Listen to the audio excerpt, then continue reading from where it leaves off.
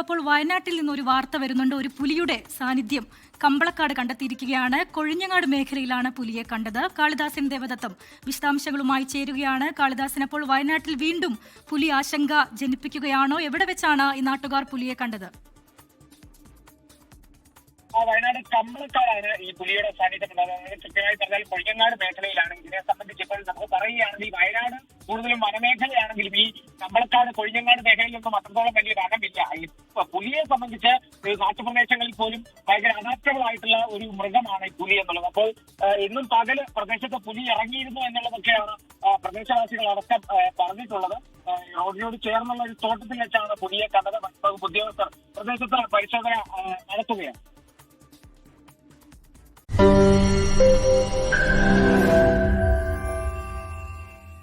ലോകത്തെവിടെയായാലും ഏത് സമയത്തും 24 വാർത്തകളും ഓഗ്മെന്റഡ് റിയാലിറ്റി പാക്കേജുകളും എക്സ്പ്ലെയിനറുകളും വിശദമായി കാണാൻ ഞങ്ങളുടെ യൂട്യൂബ് ചാനൽ നിങ്ങൾക്ക് സബ്സ്ക്രൈബ് ചെയ്യാം.